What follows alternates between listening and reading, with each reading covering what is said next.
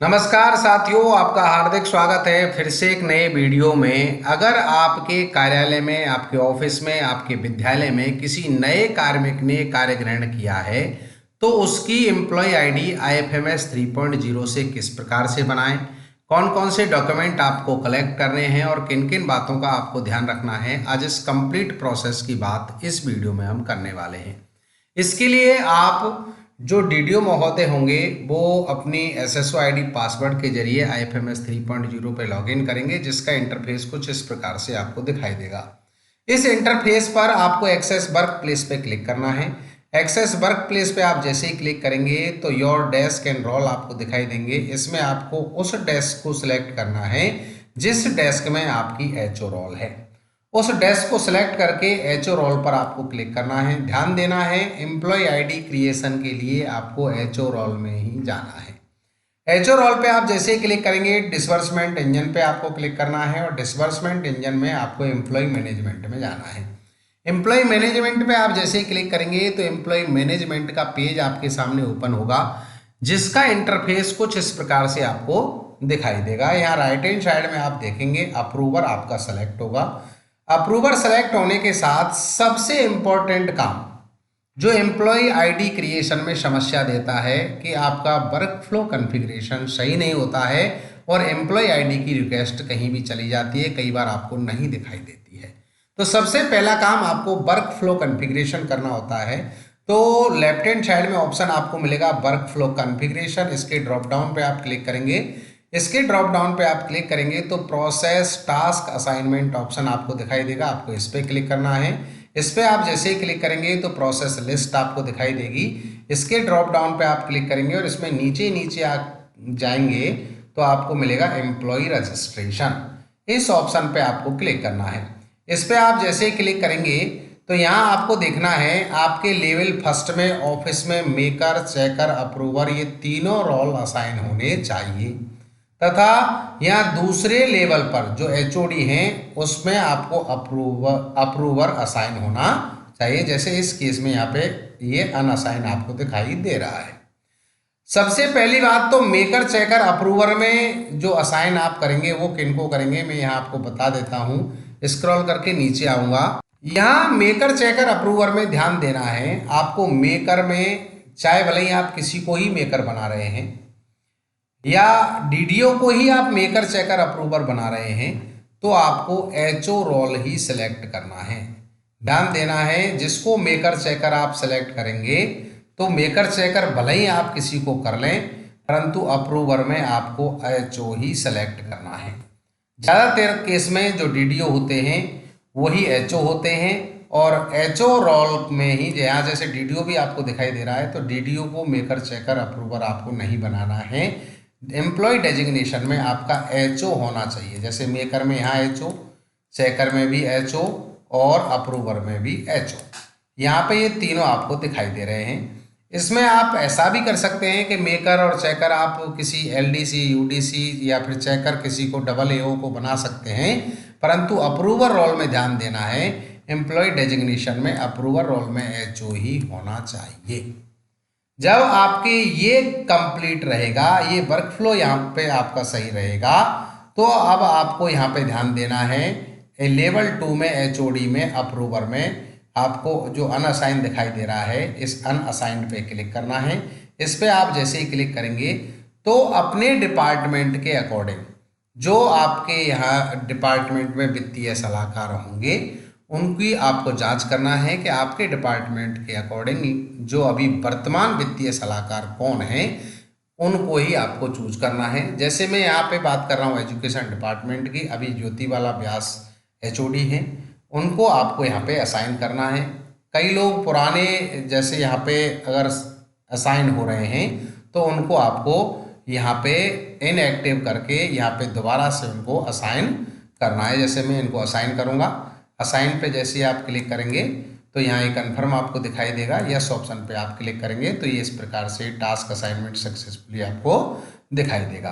कई बार क्या होता है कि ये अप्रूवर में यहाँ असाइन आपको दिखाई दे रहा है तो वो लिस्ट में आपको यहाँ पे दिखाई देगा और उसको यहाँ से आप इनएक्टिव कर देंगे। जो अगर पुराना कोई एम्प्लॉय है पुराने कोई वित्तीय सलाहकार हैं तो उनको आप यहाँ से इनएक्टिव कर देंगे और नया इनएक्टिव करते ही यहाँ से नया आप असाइन कर लेंगे। तो दोस्तों ये प्रोसेस रहा।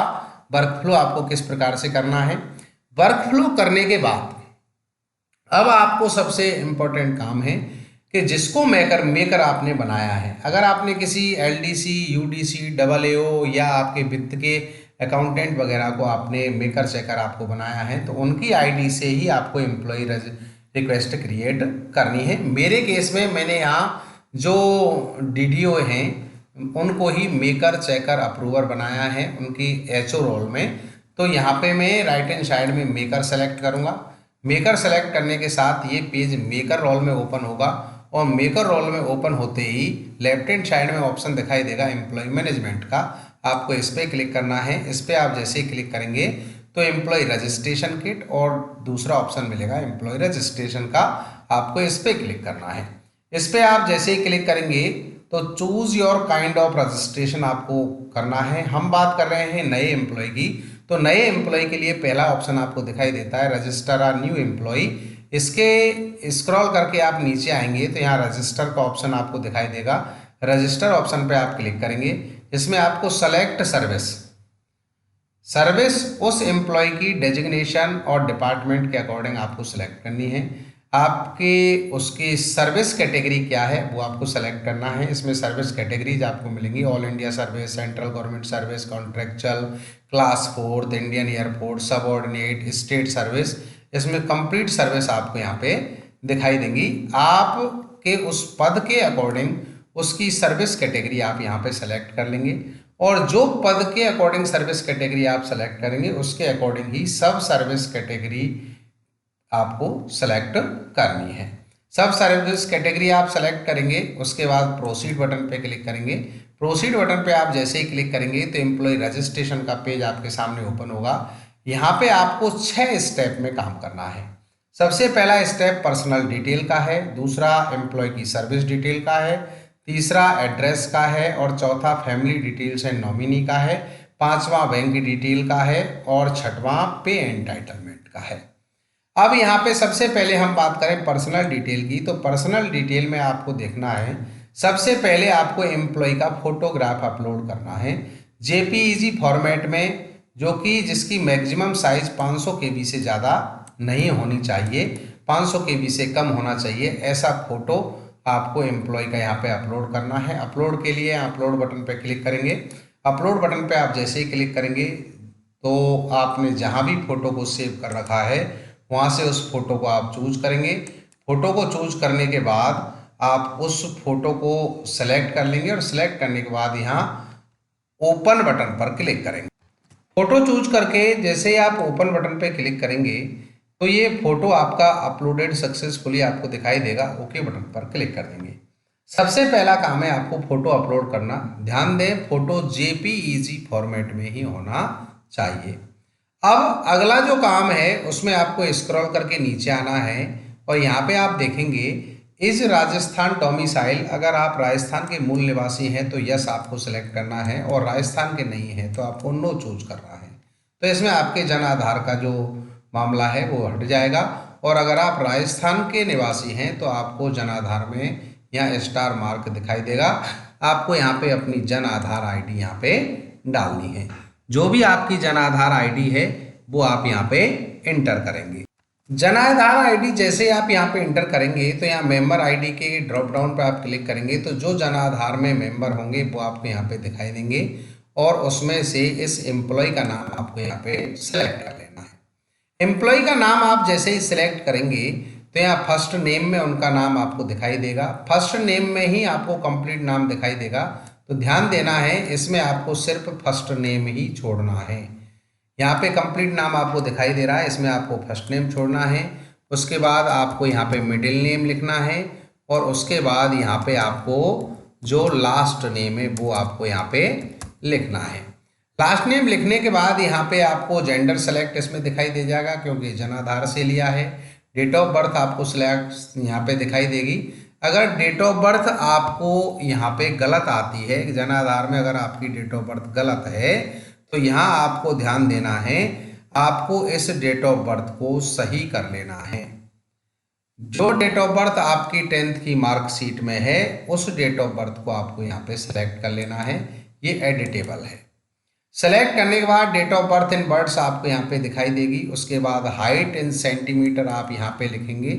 जो भी आपकी हाइट है वो आप यहाँ सेंटीमीटर में लिख देंगे।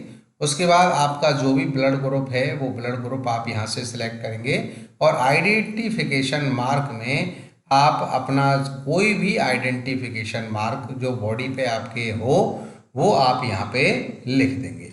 उसके बाद फादर नेम आपका जनाधार से आ जाएगा। अगर आपको कोई गलती दिखाई देती है तो 10वीं की मार्कशीट के अकॉर्डिंग ही आपको अपने पिताजी का नाम यहाँ पे लिखना है और माता का नाम भी 10th की मार्कशीट के अकॉर्डिंग लिखना है। मैरिटल स्टेटस आपको यहाँ पे सिलेक्ट करना है। जो भी आपका मैरिटल स्टेटस हो, डिवोर्सी, मैरिड, अनमैरिड, विडोवर, जो आप पे लागू होता है वो ऑप्शन आपको यहाँ पे सिलेक्ट करना है। सिलेक्ट करने के बाद स्क्रॉल करके आपको नीचे आना है। यहाँ पे आपको स्पॉज नेम, अगर आप मैरिड हैं तो मैरिड केस में आपको यहाँ पे स्पॉज नेम आपके पति पत्नी का नाम अपने अकॉर्डिंग आपको यहाँ पे डालना है। उसके बाद डिसेबिलिटी स्टेटस की बात करें, अगर आप डिसेबल हैं तो यस चूज करेंगे। यस पे आप जैसे ही क्लिक करेंगे तो type of disability, percentage of disability और डिसेबिलिटी कैटेगरी आपको यहाँ पे डालनी है। और अगर ये आप पे लागू नहीं होता है तो नो ऑप्शन पे क्लिक करना है। उसके बाद आपको यहाँ पे अपनी मेल आईडी डालनी है। मेल आईडी डालने के बाद मोबाइल नंबर आपको यहाँ पे डालना है। नेशनलिटी आपको सेलेक्ट करनी है। होम स्टेट आपको यहाँ पे डालना है। होम स्टेट अगर आपका राजस्थान है तो राजस्थान सेलेक्ट करेंगे और अदर स्टेट से हैं तो अदर स्टेट आप सेलेक्ट कर लेंगे। यहाँ पे आपको होम डिस्ट्रिक्ट सेलेक्ट करना है, होम टाउन सेलेक्ट करना है, सोशल कैटेगरी आपकी क्या है वो आपको यहाँ पे सिलेक्ट करना है। आप जनरल से हैं, माइनॉरिटी से हैं, ओबीसी से हैं, एसबीसी से हैं या एससी से हैं या एसटी से हैं, वो जो आप पे लागू होता है वो आपको सिलेक्ट करना है। उसके बाद यहाँ पे रिलीजन आपको सिलेक्ट करना है। उसके बाद पैन नंबर आपको यहाँ पे डालना है। आधार रेफरेंस नंबर ये आपको कब सेलेक्ट करना है, इस पर आपको क्लिक करना है। क्लिक करेंगे तो एक विंडो ओपन होगी, इसमें आपको अपना आधार नंबर डालना है। आधार नंबर डालने के बाद आपको सबमिट बटन पे क्लिक करना है। सबमिट बटन पे आप जैसे ही क्लिक करेंगे तो यहाँ रेफरेंस नंबर आपको दिखाई दे जाएगा। पासपोर्ट अगर आपके पास है तो पासपोर्ट नंबर आपको यहाँ पे डालना है। बिलोंग्स टू माइनॉरिटी, अगर माइनॉरिटी से बिलोंग करते हैं तो यस ऑप्शन पे सेलेक्ट करना है, अन्यथा आपको नो सेलेक्ट करना है। ये डिटेल भरने के बाद आपको डॉक्यूमेंट इस पेज पर अपलोड करने हैं। कौन कौन से डॉक्यूमेंट अपलोड करने हैं इसके बारे में मैं बताऊंगा। इसमें आपको स्क्रॉल करके नीचे आना है। यहाँ डॉक्यूमेंट की बात करें तो डॉक्यूमेंट टाइप के ड्रॉप डाउन पे आपको क्लिक करना है और ध्यान देना है यहाँ आपको डीओबी सर्टिफिकेट में आप जन्म प्रमाण पत्र अपलोड कर सकते हैं, 10th की मार्कशीट अपलोड कर सकते हैं। आधार डॉक्यूमेंट में आपको आधार अपलोड करना है। एज रिलैक्सेशन अप्रूवल डॉक्यूमेंट, अगर आपने एज में रिलैक्सेशन लिया है तो उसका जो अप्रूवल डॉक्यूमेंट है वो आपको यहाँ पे अपलोड करना है। जॉइंट फोटोग्राफ, अगर आप मैरिड हैं तो जॉइंट फोटोग्राफ आपको अपलोड करना है, अन्यथा आप इसमें सिंगल फोटो अपलोड कर सकते हैं। पैन डॉक्यूमेंट में आपको पैन कार्ड का फोटो अपलोड करना है। पासपोर्ट डॉक्यूमेंट अगर आपके पास है तो पासपोर्ट आपको अपलोड करना है। ध्यान देना है कि ये सभी जो डॉक्यूमेंट हैं आप फोटो को जेपीईजी में आप यहाँ पे अपलोड कर सकते हैं, अन्यथा सारे डॉक्यूमेंट आपको पीडीएफ फॉर्मेट में अपलोड करने हैं और इनकी साइज मैक्सिमम 2 MB होनी चाहिए। सभी डॉक्यूमेंट की पीडीएफ बना करके आप अपने पास सेव कर लेंगे। सेव करने के बाद एक एक करके डॉक्यूमेंट आपको अपलोड करना है। जैसे मैं पहले डीओबी सर्टिफिकेट यहाँ पे सेलेक्ट करूँगा, उसके बाद यहाँ पे लिखूँगा डीओबी सर्टिफिकेट, आप यहाँ पे लिख देंगे। डीओबी सर्टिफिकेट में आप क्या अपलोड कर रहे हैं, 10th की मार्कशीट अपलोड कर रहे हैं तो 10th की मार्कशीट या आप यहाँ पे लिख देंगे। लिखने के बाद चूज फाइल ऑप्शन पे क्लिक करना है। चूज फाइल ऑप्शन पे आप जैसे क्लिक करेंगे, जहाँ कहीं भी आपने इनके डॉक्यूमेंट को सेव कर रखा है वहाँ से इन डॉक्यूमेंट को सिलेक्ट करेंगे और सिलेक्ट करने के बाद ओपन बटन पे क्लिक करेंगे। ओपन बटन पे आप जैसे ही क्लिक करेंगे डॉक्यूमेंट यहाँ पे अपलोड हो जाएगा। ऐड बटन पे आपको क्लिक करना है। ऐड बटन पे जैसे आप क्लिक करेंगे डॉक्यूमेंट अपलोडेड सक्सेसफुली आपको दिखाई देगा। इसी प्रकार से आपको एक एक करके कंप्लीट डॉक्यूमेंट को यहाँ पे अपलोड कर देना है। सभी डॉक्यूमेंट को आप यहाँ पे अपलोड कर देंगे। कंप्लीट डॉक्यूमेंट अपलोड करने के बाद ये सारे डॉक्यूमेंट आपके अपलोड हो जाएंगे। जो आप पे लागू नहीं होता है उस डॉक्यूमेंट को आप यहाँ पे अपलोड नहीं करेंगे। उसके बाद नेक्स्ट बटन पे आपको क्लिक करना है। नेक्स्ट बटन पे आप जैसे ही क्लिक करेंगे तो सर्विस डिटेल का पेज ओपन होगा। इस सर्विस डिटेल के पेज पर सबसे पहले आपको सर्विस कैटेगरी आपकी सिलेक्ट करनी है। सर्विस कैटेगरी में मैंने बताया आपको आपके पद के अकॉर्डिंग यहाँ पे अब सबऑर्डिनेट में आते हैं तो सबऑर्डिनेट, स्टेट में आते हैं तो स्टेट, क्लास फोर्थ में आते हैं तो क्लास फोर्थ, और कोई सर्विस आप पे लागू होती है तो उसके अकॉर्डिंग सर्विस कैटेगरी आप सेलेक्ट करेंगे। उसके बाद जो सर्विस कैटेगरी आपने सेलेक्ट की है उसके अकॉर्डिंग ही आपको सब सर्विस कैटेगरी सेलेक्ट करनी है। इसके ड्रॉप डाउन पे क्लिक करेंगे तो सर्विस कैटेगरीज आपको यहाँ पे मिल जाएंगी, सब सर्विस कैटेगरी भी आपको यहाँ पे मिल जाएंगी। उसके बाद यहाँ पे designation as per service cadre आपको सिलेक्ट करना है। इसके ड्रॉप डाउन पे आप क्लिक करेंगे और जो डेजिग्नेशन आपकी है उसके अकॉर्डिंग वो डेजिग्नेशन आप यहाँ पे सिलेक्ट करेंगे। सर्विस स्टेटस आपको सिलेक्ट करना है, एडॉक हैं, अर्जेंट टेम्परेरी बेसिस हैं या फिर रेगुलर हैं, तो रेगुलर एम्प्लॉय आप सेलेक्ट हुए हैं। उसके बाद सब सर्विस स्टेटस, इसमें ध्यान देना है आपको प्रोबेशनर ट्रेनी ही सिलेक्ट करना है। उसके बाद एम्प्लॉय स्टेटस आपको सिलेक्ट करना है, ये अभी एक्टिव हैं तो एक्टिव आपको सिलेक्ट करना है। एंटाइटलमेंट स्टेटस आज की डेट में आप बना रहे हैं तो ऑन एंड आफ्टर 1/4/2022 आपको सिलेक्ट करना है। गस्टेड और नॉन गस्टेड इसके अकॉर्डिंग आपको यहाँ पे दिखाई दे जाएगा आपकी पोस्ट के अकॉर्डिंग। सर्विस कोटा आपको सिलेक्ट करना है। सर्विस कोटा अगर आप पे लागू होता है, divorcee, ex serviceman, physical handicap player हैं या कोई भी आप पे कैटेगरी लागू होती है तो वो आपको कोटा सिलेक्ट करना है, और लागू नहीं होता है तो एनी नॉट एलिजिबल आपको सिलेक्ट करना है या नॉट एप्लीकेबल आपको सिलेक्ट करना है। उसके बाद अपॉइंटमेंट ऑर्डर नंबर आपको यहाँ पे डालना है। ध्यान देना है आपके जो नियुक्ति आदेश हैं उसके अकॉर्डिंग उनका जो ऑर्डर नंबर है वो आपको यहाँ पे डालना है। ऑर्डर डेट आपको यहाँ पे सिलेक्ट करनी है। उसके बाद ज्वाइनिंग डेट आपको यहाँ पे सिलेक्ट करनी है। इसके बाद order number, appointment order, date आपको डालने के बाद ज्वाइनिंग डेट आपको अपनी डालनी है, जिस डेट को आपने ज्वाइन किया है। डेट ऑफ प्रेजेंट डेजिग्नेशन में भी आपकी ज्वाइनिंग डेट आएगी, आपको यहाँ पे दिखाई देगी। पेरेंट डिपार्टमेंट की बात करें तो जो आपका पेरेंट डिपार्टमेंट आपकी पोस्ट के अकॉर्डिंग है वो पेरेंट डिपार्टमेंट आपको सिलेक्ट करना है। करंट डिपार्टमेंट क्या है वो आपको सिलेक्ट करना है। फिर आपको स्क्रॉल करके नीचे आना है, यहाँ पे डेजिग्नेशन ऑफ अपॉइंटिंग अथॉरिटी, आपके जो नियुक्ति अधिकारी हैं वो आपको यहाँ पे सिलेक्ट करना है। वो आप नियुक्ति ऑर्डर में देखेंगे तो आपको दिखाई देंगे, और इसमें लिस्ट में आप सर्च करेंगे और सर्च करके उनको सिलेक्ट कर लेंगे। नियोक्ता अधिकारी का चयन करने के बाद आपको designation at the time of first appointment के टाइम आपकी क्या डेजिग्नेशन है वो इस ड्रॉप डाउन से आपको सिलेक्ट करनी है। पोस्ट डेजिग्नेशन इन करंट ऑफिस, करंट ऑफिस में आपकी क्या पोस्ट है वो आपको सिलेक्ट करना है। सिलेक्ट करने के बाद जो सुपर एनुएशन डेट है वो आपकी डेट ऑफ बर्थ के अकॉर्डिंग आपको यहाँ पे दिखाई देगी। ज्वाइनिंग टाइम आपका फोरनून है या आफ्टरनून है। मध्याह्न पूर्व है तो फोरनून सेलेक्ट करेंगे, और मध्याह्न पश्चात है तो आफ्टरनून आप सिलेक्ट करेंगे। उसके बाद date of joining regular service, इसको आपको नहीं छेड़ना है। अगर आप ये भरना चाहते हैं तो यहाँ एक्सेप्शन के इस पे टिक पे क्लिक करके आप ये डिटेल भर देंगे, परंतु प्रोबेशनर ट्रेनी पे ये लागू नहीं होता है जब आप एम्प्लॉय आईडी बना रहे हैं। इसके बाद date of joining present DDO आपको सिलेक्ट करनी है, तो वही डेट ऑफ ज्वाइनिंग ही आपकी है, वही प्रेजेंट डीडीओ की है। ये जीपीए, प्रान नंबर, ये सारी चीज़ें आपको ब्लैंक छोड़नी है। स्क्रॉल करके आपको नीचे आना है, और नीचे आने के बाद यहाँ एक्स सर्विसमैन है तो ये सिलेक्ट करना है, अन्यथा नो पे क्लिक करना है। Are you getting pension from previous military services, से अगर आपको पेंशन मिल रही है तो यस ऑप्शन पे क्लिक करना है, अन्यथा आपको नो पे क्लिक करना है। Are you getting civil service pension, अगर आपको सिविल सर्विस पेंशन मिल रही है तो यस ऑप्शन पे क्लिक करना है, अन्यथा आपको नो ऑप्शन पे क्लिक करना है।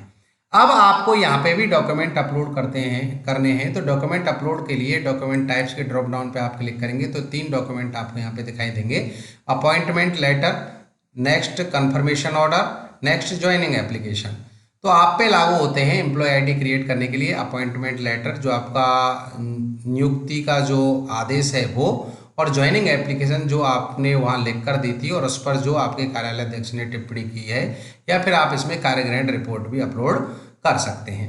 तो अपॉइंटमेंट लेटर पे आप क्लिक करेंगे, यहाँ पे आप लिख देंगे ऑर्डर, ऑर्डर लिखने के बाद यहाँ पे आपको ऑर्डर अपलोड करना है, तो चूज़ फाइल ऑप्शन पे क्लिक करेंगे। चूज़ फाइल ऑप्शन पे आप जैसे ही क्लिक करेंगे, जहाँ भी आपने ऑर्डर सेव कर रखे होंगे वहाँ से उनको आपको सिलेक्ट करना है। सिलेक्ट करने के बाद यहाँ पे ओपन बटन पे क्लिक करना है, उसके बाद ऐड बटन पे क्लिक करना है। ऐड बटन पे आप जैसे ही क्लिक करेंगे तो ये ऑर्डर भी आपके सक्सेसफुली अपलोड हो जाएंगे। ओके बटन पे क्लिक कर देंगे। उसके बाद यहाँ पे ज्वाइनिंग एप्लीकेशन अपलोड करनी है, तो यहाँ पे टाइप कर देंगे आप एप्लीकेशन आप यहाँ पे टाइप कर देंगे। उसके बाद आपको चूज़ फाइल ऑप्शन पे क्लिक करना है, जहाँ पे भी आपने सेव कर रखी है तो उसको यहाँ पे सिलेक्ट करके ओपन बटन पे आपको क्लिक करना है। ओपन बटन पे जैसे आप क्लिक करेंगे तो यहाँ दिखाई देगी। उसके बाद ऐड बटन पे आपको क्लिक करना है, तो ये डॉक्यूमेंट भी आपका सक्सेसफुली ऐड हो जाएगा। फिर आपको स्क्रॉल करके नीचे आना है, इसमें आपको साथ ही साथ सेव एज ड्राफ्ट भी आप इसको कर सकते हैं। उसके बाद आपको नेक्स्ट बटन पे क्लिक करना है। नेक्स्ट बटन पे आप जैसे क्लिक करेंगे तो यहाँ आपको एड्रेस डिटेल भरनी है।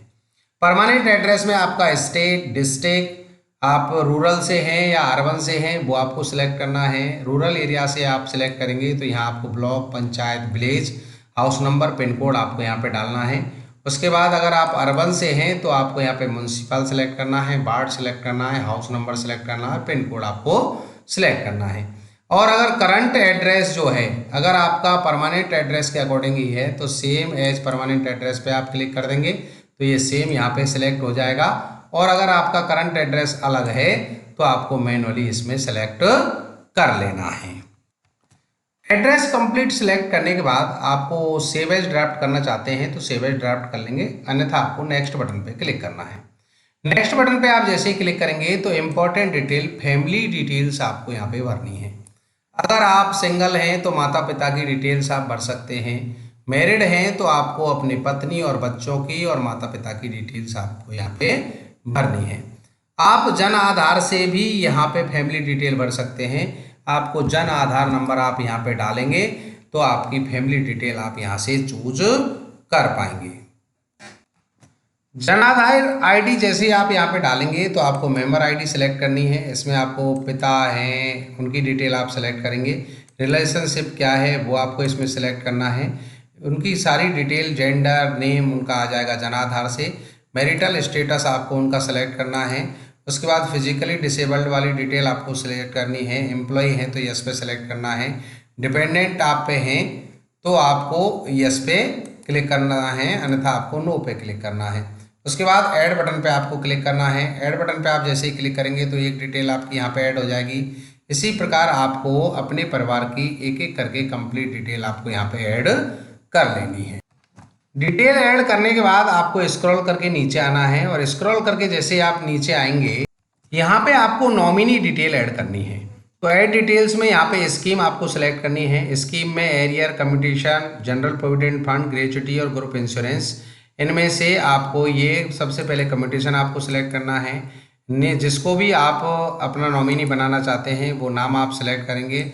शेयर परसेंटेज में आपको यहाँ पे डिटेल डालनी है। उसके बाद ऐड बटन पे क्लिक करना है। उसी प्रकार आपको दूसरी स्कीम सेलेक्ट करनी है। Group provident, general provident fund, GPF आपको सेलेक्ट करना है। किसको नॉमिनी बनाना है वो सिलेक्ट करना है, और शेयर ऑफ परसेंटेज आपको यहाँ पे डालना है और ऐड बटन पे क्लिक कर देना है।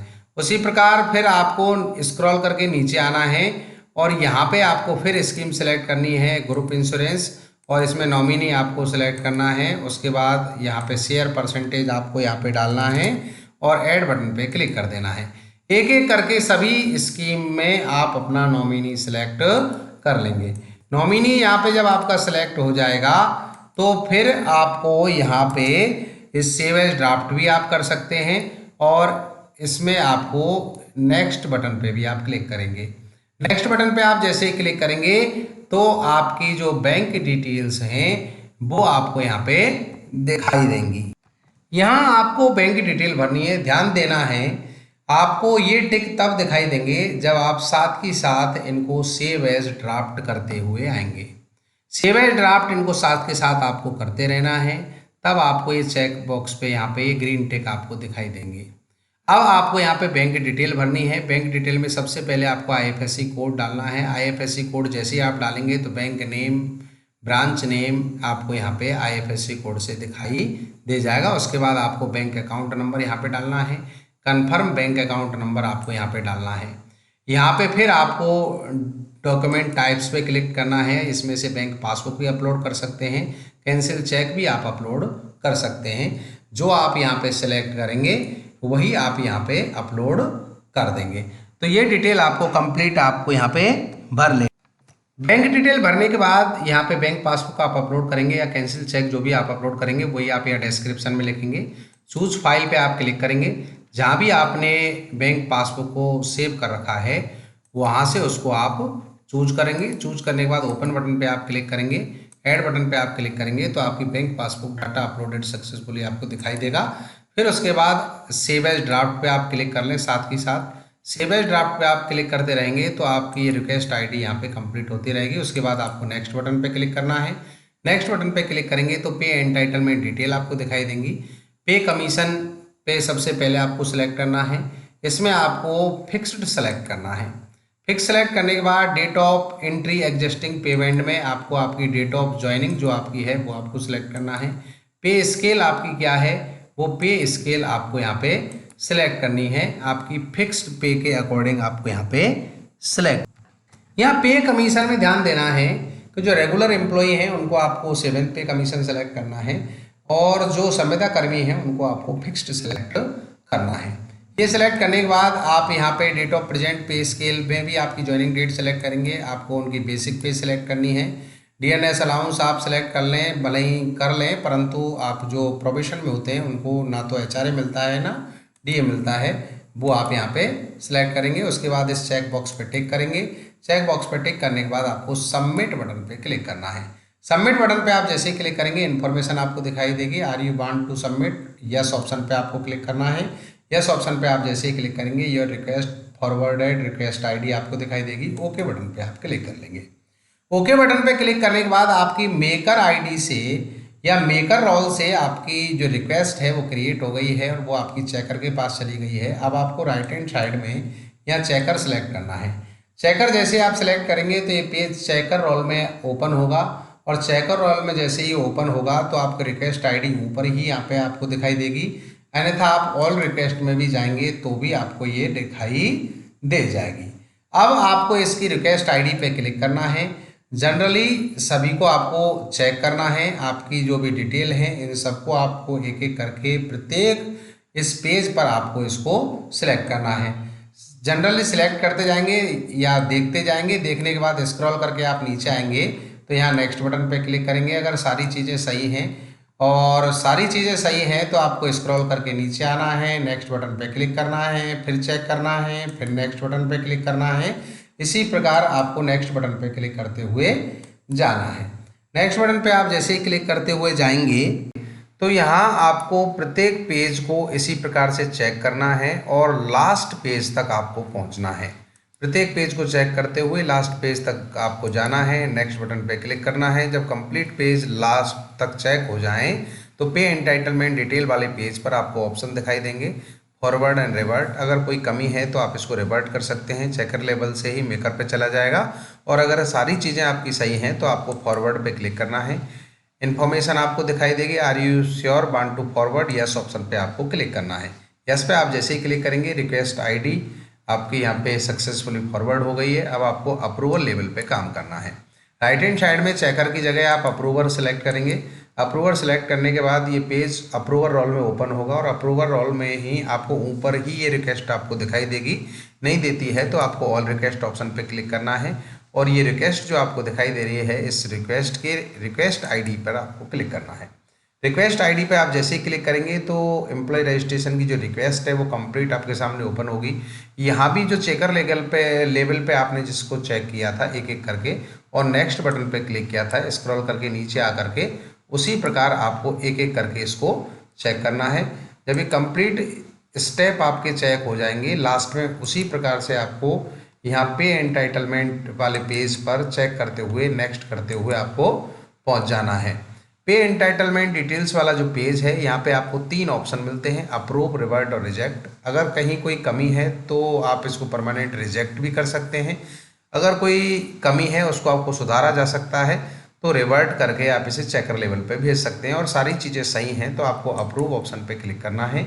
Are you sure want to approve, yes option पे आपको क्लिक करना है। यस पे आप जैसे ही क्लिक करेंगे तो यह request forward with request ID इस प्रकार से आपको दिखाई देगा। ओके बटन पर क्लिक कर देंगे। ओके बटन पे आप जैसे ही क्लिक करेंगे तो इसी पेज पर आपको ऑल रिक्वेस्ट पे क्लिक करना है और ऑल रिक्वेस्ट पे क्लिक करके आपको यहाँ पे आप देखेंगे इसका स्टेटस आपको अप्रूव्ड दिखाई दे रहा है, आपने इसको अप्रूव कर दिया है और करंट स्टेटस में आपको यहाँ पे पेंडिंग दिखाई देगा। और जब भी आपकी आईडी बन जाएगी तो आप यहाँ इस आई बटन पे क्लिक करेंगे, यहाँ आप चेक कर लेंगे कि यहाँ पे कहाँ पे इस ये पेंडिंग है या फिर कोई ऑब्जेक्शन है, तो यहाँ पे आप सारी डिटेल्स की चेक कर सकते हैं। तो दोस्तों ये कंप्लीट प्रोसेस रहा कि किस प्रकार से एम्प्लॉय की न्यू एम्प्लॉय आईडी आपको IFMS 3.0 पे क्रिएट करनी है। जानकारी अच्छी लगी हो तो प्लीज़ वीडियो को लाइक करना, शेयर करना और चैनल पे नए हैं अभी तक सब्सक्राइब नहीं किया है तो इसी प्रकार के इन्फॉर्मेटिव वीडियोज़ के लिए चैनल को सब्सक्राइब करना। बहुत बहुत धन्यवाद। Thank you so much.